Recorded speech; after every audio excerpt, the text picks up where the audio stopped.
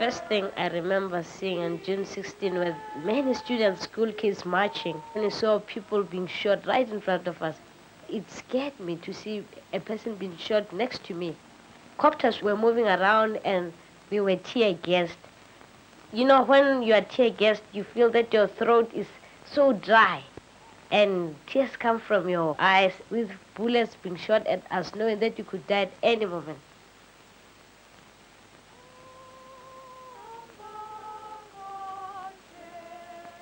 That fear, I felt that excitement, but I was also afraid. I did not sleep at all. I would start dreaming of what I've seen of dead people. Even now, when I see a white policeman or even these black ones, I smell death.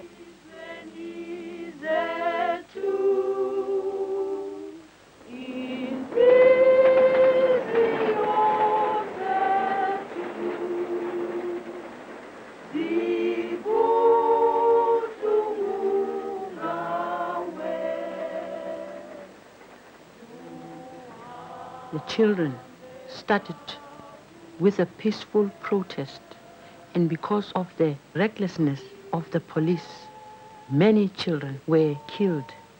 Nobody knows the number of children who died.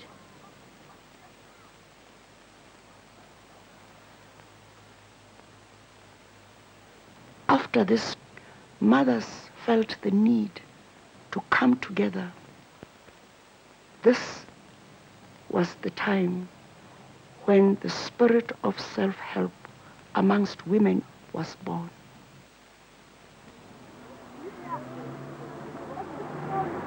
Some women in Soweto came together to form a trust for the development of women in general, for their dignity, for their self-respect, and for their overall growth. And this is what Maggie Magaba Trust is about.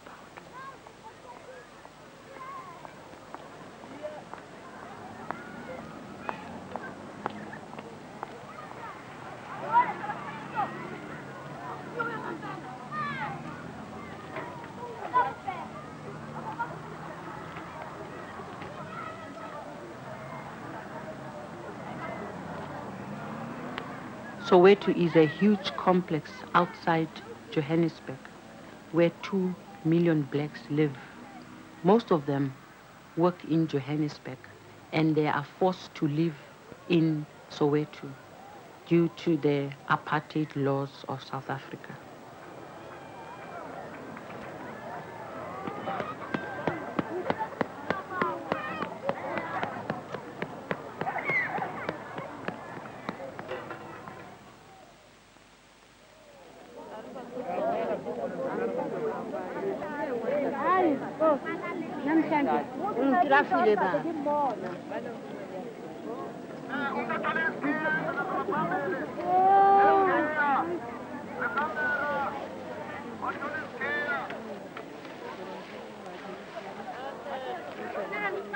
The black old age pensioners receive 65 rand in 6 weeks.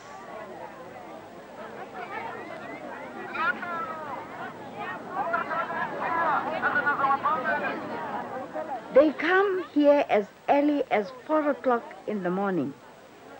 Some actually sleep at the payout center due to anxiety. Some of them have died in these queues because of having to stand for such long hours.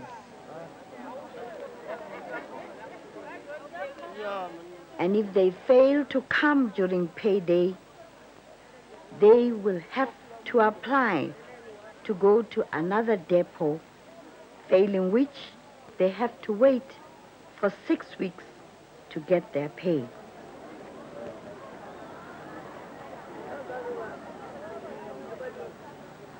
They cannot possibly live on 60 rand because to make it worse, their rent has gone up almost double.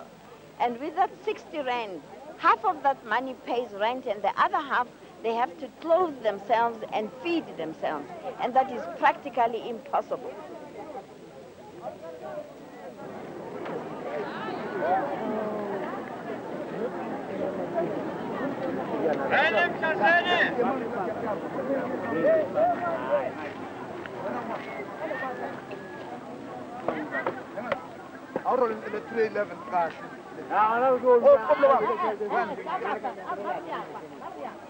William, come on. No, 311 there.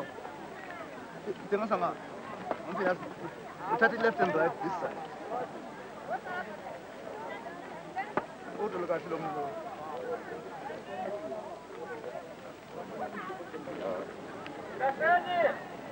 But William Shaman, two cars here. Right.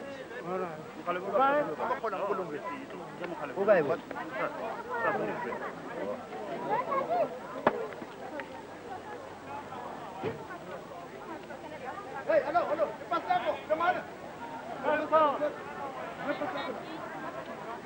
It is very rare to find old age pensioners who object and protest to any evil done to them.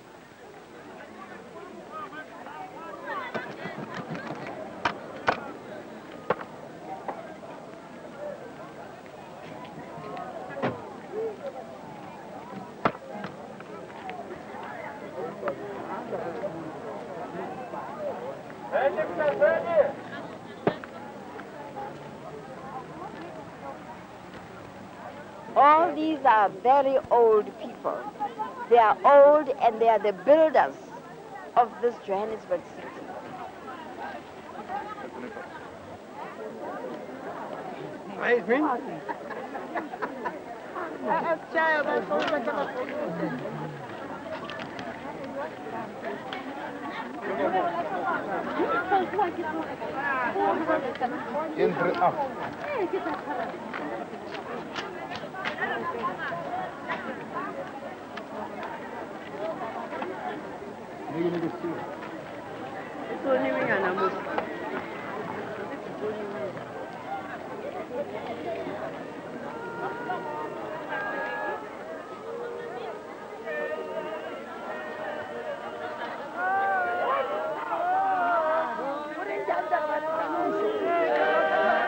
Come, O Holy Spirit, come and strengthen us.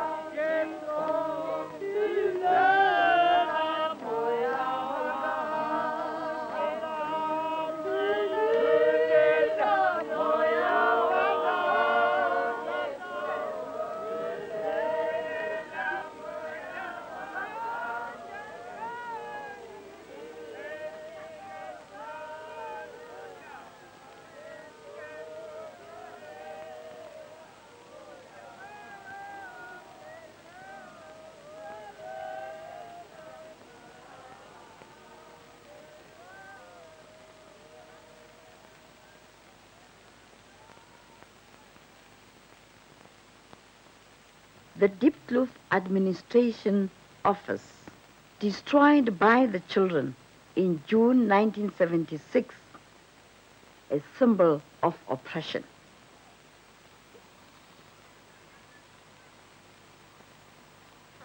There is no old age home in Soweto.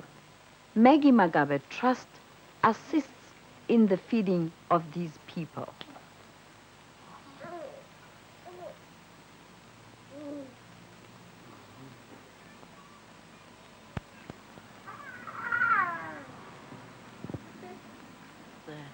My husband died, and then I lost my house.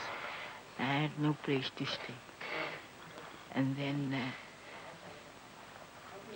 they just pick me up in a hospital in Vaughan, and they take me to in town in government. Then they write a letter that I must come here. I must come and stay here. I got my food and I've got my place to sleep. I used to look after children. do inside work for a white madam. Yes, for a white madam. Long time. All my life I did work. Children I brought up, they're doctors today. Please God. They're doctors today. They're not poor people.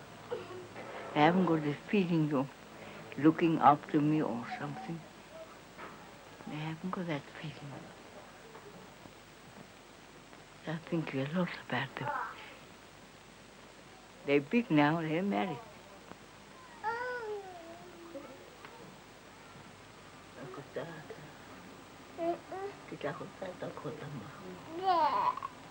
Yeah. I haven't got children, no. Never had children. That's how it goes.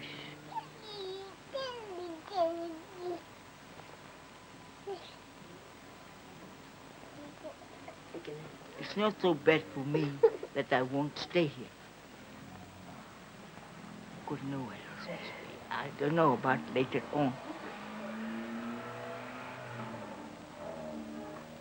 The Maggie Magaba Trust was created in memory of a black woman who mothered and loved a white girl who was motherless.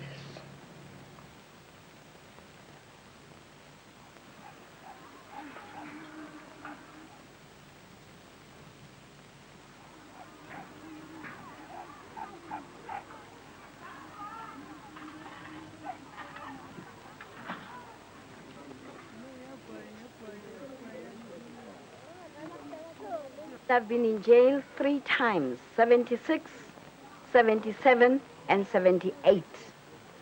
And not once was I ever charged, tried, or asked, or actually officially told why I was arrested. I stayed in jail for all those months without being charged, without being tried. And that was in solitary confinement, the most painful thing you can ever experience. It means you stay alone in a cell, and in this cell you are given blankets, which you must use part as mattress and pillow and the others for covering. You have no material to read except the Bible. My 3rd arrest, I had to literally fight to get a Bible. And I was glad they gave it to me, because if there's a book that is really revolutionary, it is the Holy Bible. My worst experience was being led into prison just at the time when everything was quiet. They have their supper very early. And, you know, coming from outside, I didn't realize this. I thought when I came in, I would find the others, you know, still outside. And that silence and that banging of that door meant it was a final thing to me. I just felt, you know, it was the end. And when I got into my cell with that dead silence, the moment this warden shut the door and her keys started clinging, I had to scream and call out for somebody I knew was in that wing. And I called out, "Vesta! Vesta!" And then when I got the response from the person next to me, who wasn't Vesta, all she said was, "Welcome, I'll send a message to Vesta. Who are you?" And then I said, "I'm Joyce Seroke." And then the word was passed. They banged the cells. "Joyce Seroke is here. Joyce Seroke is here." And I heard, "Welcome, Joyce, welcome." This was another experience. An experience that one doesn't prepare for. An experience that just came overnight for all of us. But it's amazing how when we were all there, we create a relationship that we still value up to this day when we meet. And the strangest thing is that we don't seem to regret this. We don't deliberately go out and say we don't regret it, but it's the great joy, the support, the strength that we don't know. We cannot interpret to anybody, but when we meet, even with those that were at a different time in prison, we sort of come together and we feel we have somehow or other gained something, some strength, some, I won't say joy, but we are able to look probably at life from quite a different point as a result of that experience. So when finally we were told to leave, the lieutenant just said, go and pack your cases. And she didn't say it in actual words that this is your release. And we thought, well, maybe we're being transferred to another prison. So we went and packed. And the next thing, we were filling in the release forms. And to my greatest shock, I realized that on my letter, the date of release was before Christmas. And I was very cross that I had been kept there after Christmas when I should have been released before Christmas Day. But the main thing about my release is that when I went out and saw the crowds waiting for us, I sensed that I didn't have any bitterness. And I was determined I wasn't going to think back about my terrible experiences. And I've always treasured the light, frivolous and, fellowship experiences that I shared with my inmates. The moment that really upset me was when the prison officials took my thumbprints. I don't know whether it was my fingerprints or my thumbprints. And I was very angry. And I expressed this. I said, I did not see why my fingerprints should remain in prison because I'm not a criminal, particularly that I had not appeared before any court. Of course, I was made more angry at the end when they didn't even care to give me something to wash my hands with. And I made a real scene. I wanted soap, I wanted towel, and these were brought to me. And after washing, of course, I went out and met everybody outside. I couldn't believe it. I couldn't believe the people that were there. And when I got home I was wondering in my mind if people were going to accept me in my neighborhood. And lo and behold, when the car stopped, 2 little girls, about 6 years of age, they saw me, and one of them just said, "Umama!" And the whole lot, the whole street, the children surrounded me. And some were dirty, some were not, some were not clean. And I just had to go around kissing each one of them. Their parents came later. And to me, this was the greatest message that came from my community.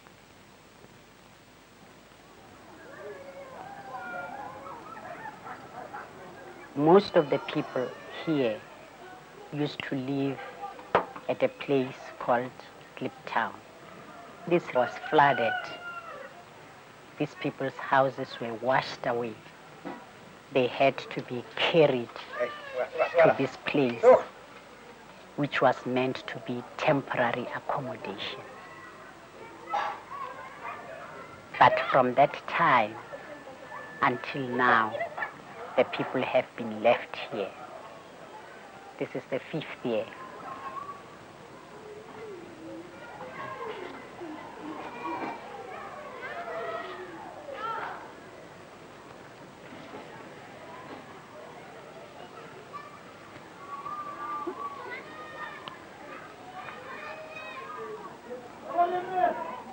As they are here now, they are like those lost people just thrown in a place where they cannot be able to make anything for themselves. I don't see a better future as long as they are here.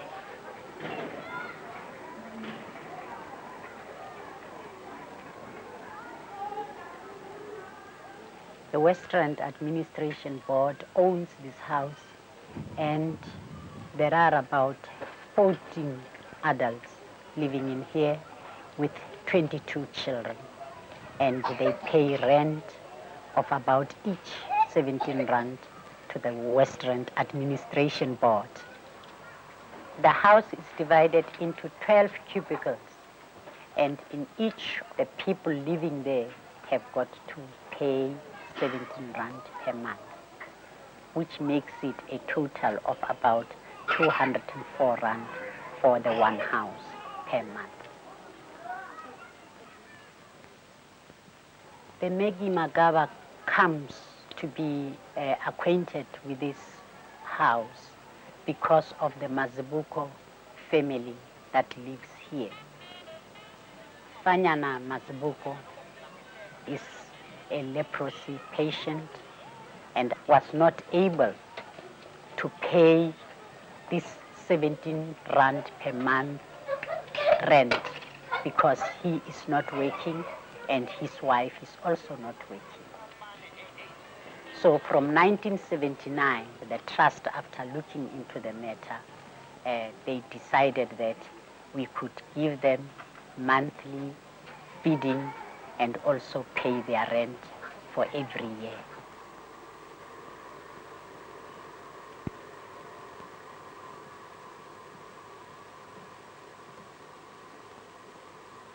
Mrs. Mazibuko is very much concerned about the condition of her husband, who has to live in a common room which is used for both dining room, living room, and bedroom.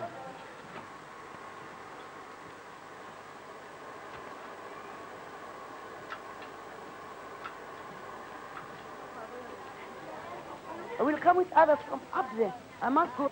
That's right. Some of the women here have started using the waste ground by growing vegetables to feed the children.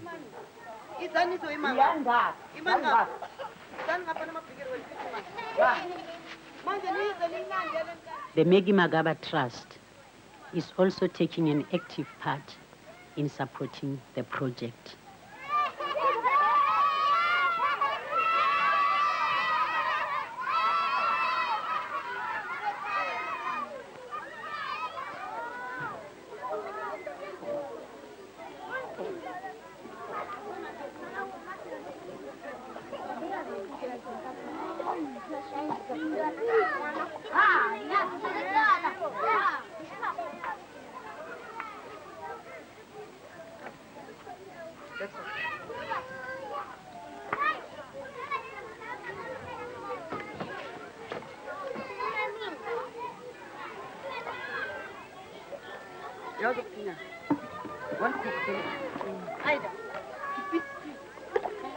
Here I've got tabula soup. I've got spring onions, turnips, carrots, peas from my own garden. And I'm giving the children bananas, biscuits, oranges, apples. I go around in the houses, I see. Their parents come to my garden and ask spinach. I give and I talk. I ask, where do you live? I go with him. Let me see your page. Let's go to Mina Komalo. Me and Mina Komalo are both leaders of gardens. Come, we'll show you how to plant. I'll give you spinach whilst yours is on the ground. Then they grow. Then he says, yeah, I'm eating. I've got about 300 gardens here.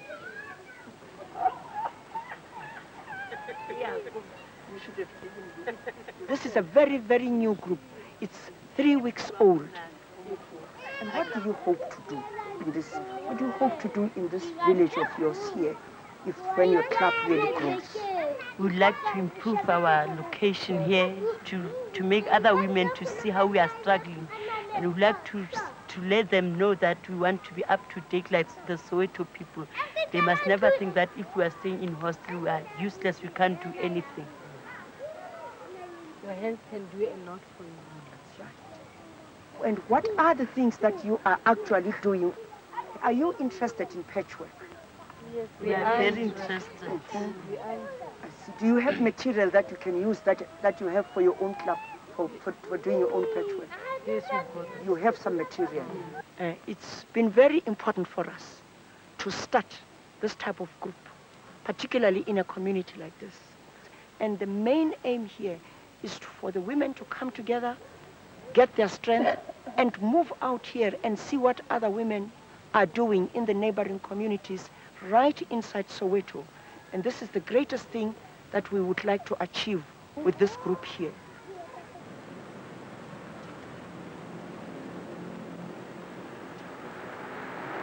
Johannesburg. I used to work here for 15 years, but when I left here, I was only earning 12 rand per week. We were both working in the same factory, same department, and we're earning same amount of money. And again, when we left, we both left. I was a machinist, only fitting the collars. For the last 12 years, I was only fitting the collars. I was also a machinist, and I was top stitching the jackets every time. There was nothing that I got from the whole thing for the last 15 years.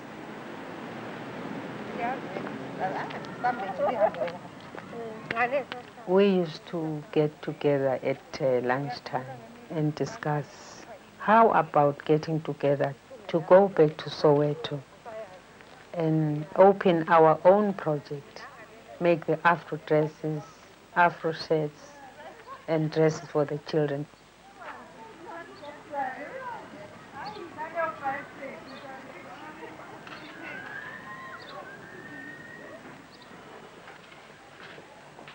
So, hello, Lizzie. Mpenyana.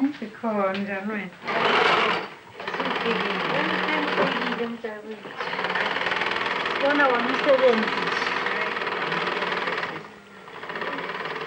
Yabona le yona iqala yayingena ingabi nayo ilokho Okay. Yeah, kodwa manje seyinayo.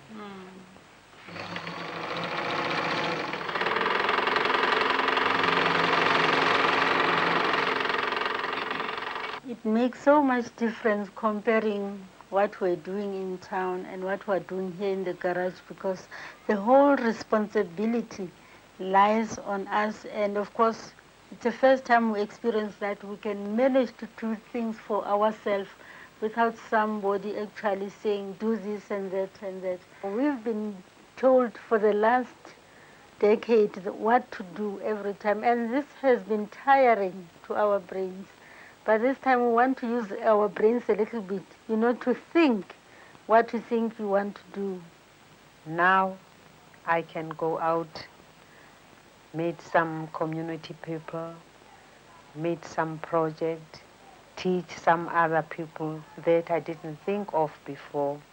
But now I can show them what to do, even to run the books, all the records in our project. So I'm very much proud of that. I think one of these days I'll be the boss. We do have a training center where people are trained to do different types of work, so that whoever needs training should be sent to the training center, and after she got the training, she comes back to the small group and operate her duties. This building belongs to the YWCA. We are now 1 year in this building as Zamani Soweto Sisters Council.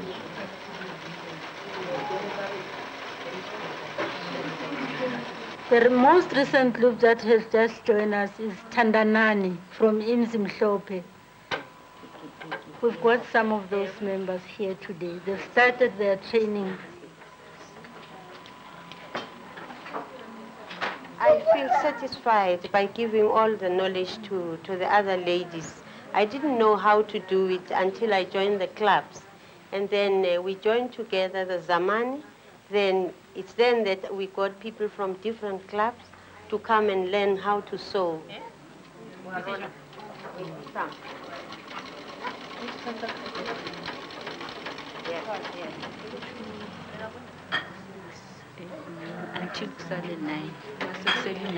Knit 5 after 5, Ramisa. Knit 2 rows after 2 rows, knit 5.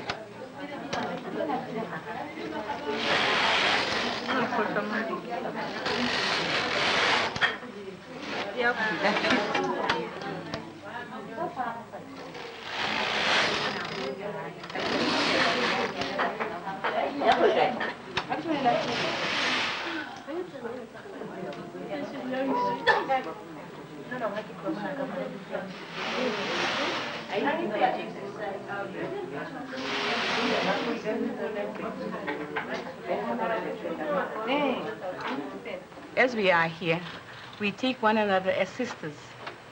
And There's nothing that really that makes us to, to have hardship in between us. If there's anything that hurts us, we immediately just put it right, and then everything is all right. It has taught us that we should love one another.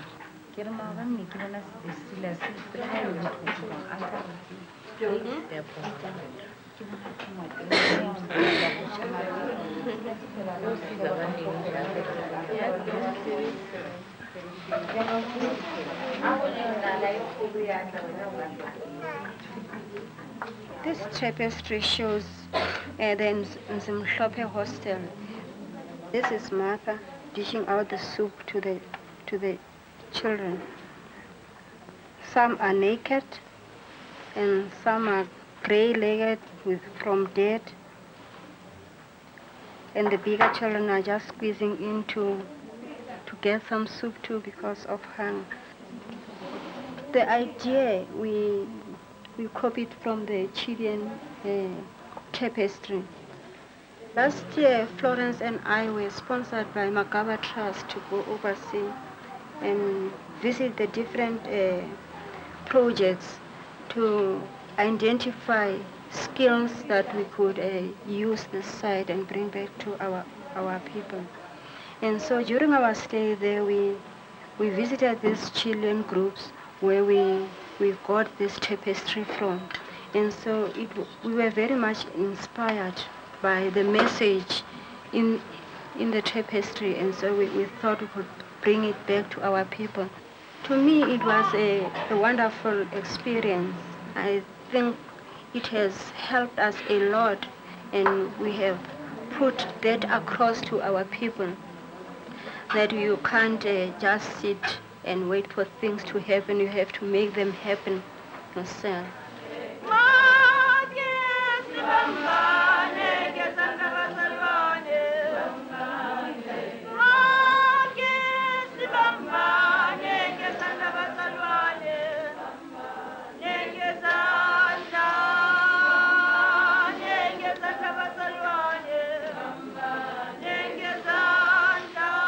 Let us help each other, sisters. Let us help each other.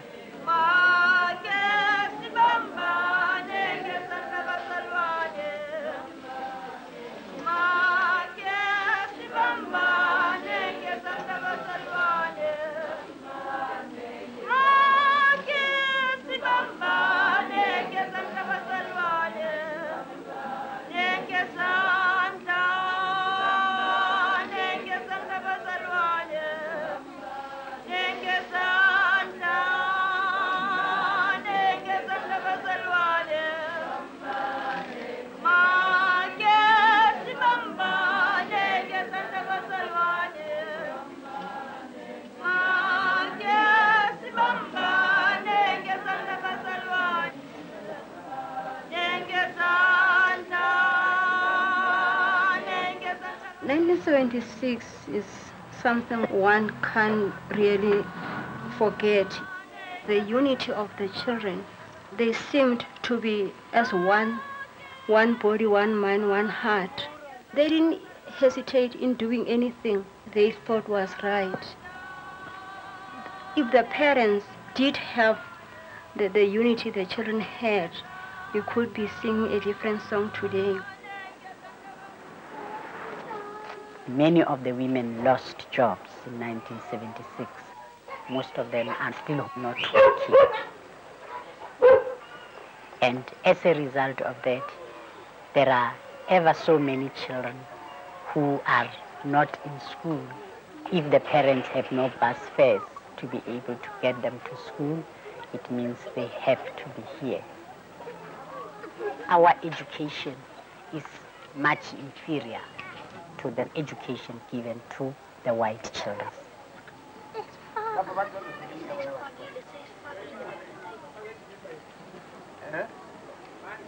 That is again why the parents cannot even accept what they term compulsory education, because they feel it will not be the satisfactory education until the children are provided with everything that is provided for the white children.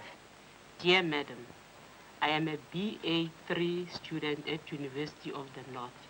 I wrote my final examinations in January 1981, and I only received my results on Friday, 27th February, only to find that I have failed Public Administration 3.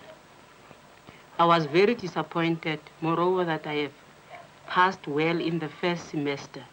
Most unfortunately, I did not apply for bursaries because I was confident that I will pass.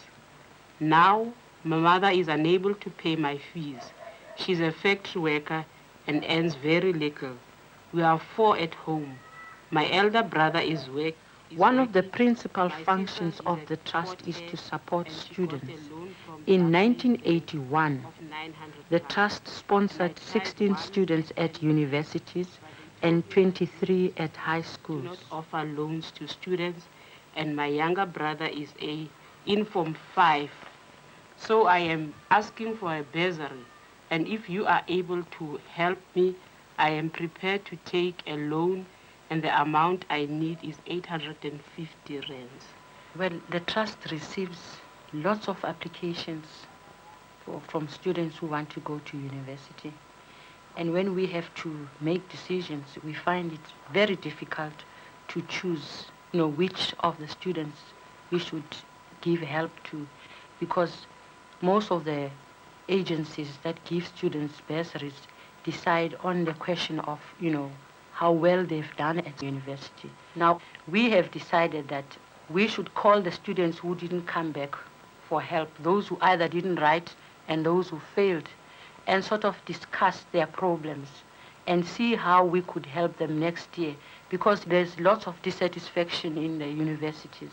Because even though the students decide to go to university in any case, they're still dissatisfied that they have to have separate universities, because they feel anything that's separate is not equal. But at some stage they decide it's better to go back than to stay and not improve your university. Something like half a loaf is better than nothing. But it doesn't mean once they decide to go back, the grievances they have also disappear. They are there.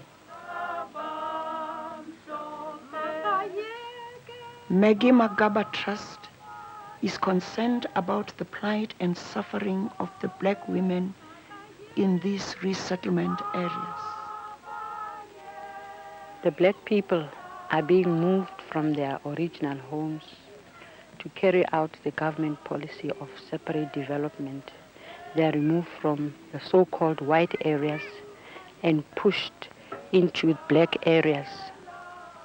I wouldn't like to call them homelands because it gives it a personal touch, talking about a home. We're not going to improve the terrible things that they do to people and call them with nice, pleasant names. I mean, if you've moved people from their homes, you can't say that you are taking them to another home, because you've removed all the things that mean so much to them. We, the black nation, cry for our land, which was taken by the whites.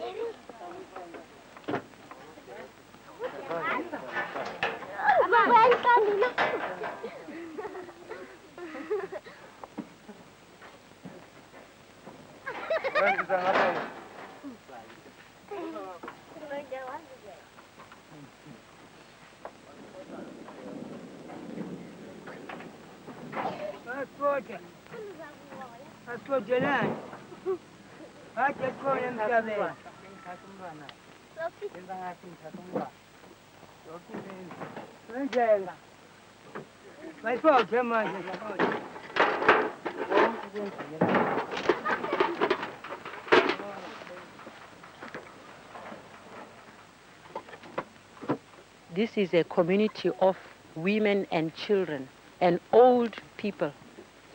All the productive men are in the city working there, and they've been separated from their families.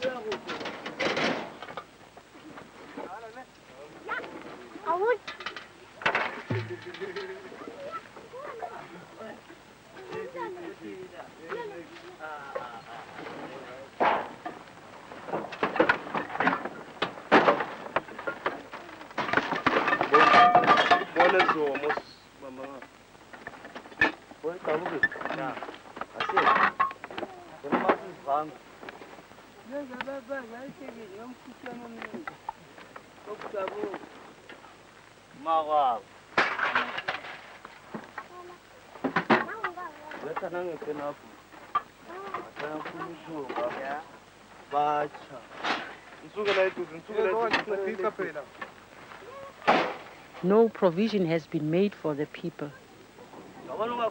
It's a dumping ground, I would call it.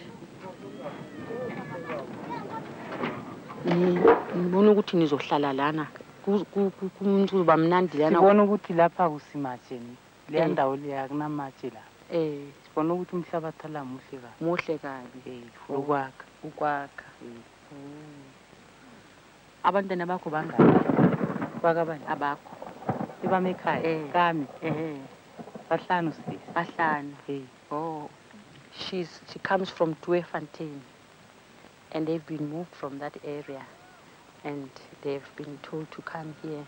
She's got a family of 5, and her husband is not here. She was moved without her husband because the husband is working in Johannesburg. He knows, but he doesn't know the area yet. This route round these markers, they're not supposed to build outside the markers. It's not very big. Another thing is that there is no water in this area. All these people have to go to the school about 5 kilometers away to get water.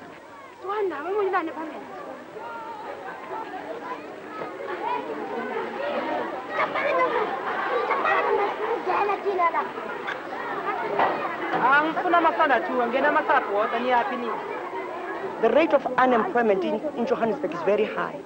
And the first person who is hit by unemployment is the woman.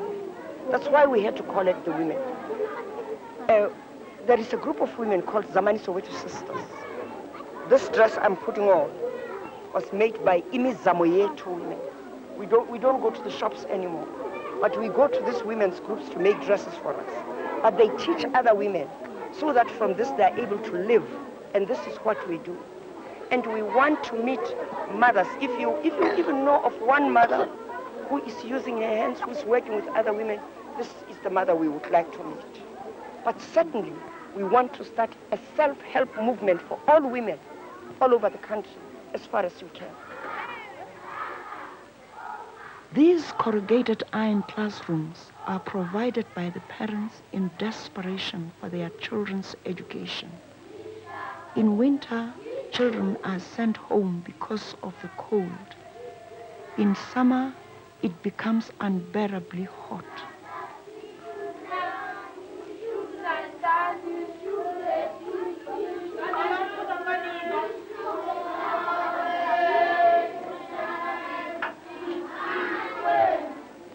Can you tell us a little more about the conditions of the children themselves? What is the position?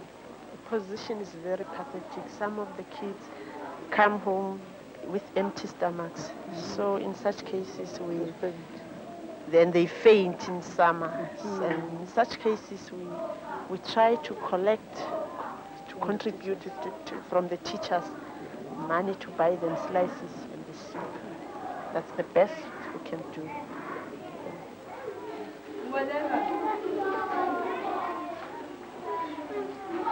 This spirit of oneness, togetherness, which is amongst black people. It's the support and the sense of sharing. Nobody can starve in the presence of others.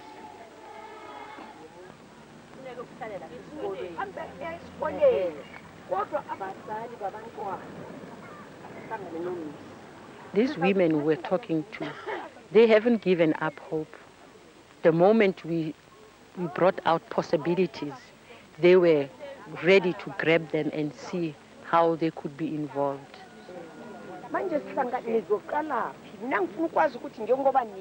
Although there's a big gap between them and us, I couldn't help feeling the oneness about, womanhood, because women are people who don't give up. They think very much about their children. And if somebody has got a tender spot like that, nothing can stop her. The black people are determined that they will not let go. Because the more you are oppressed, the more you want to say to your oppressor, I am stronger than you are.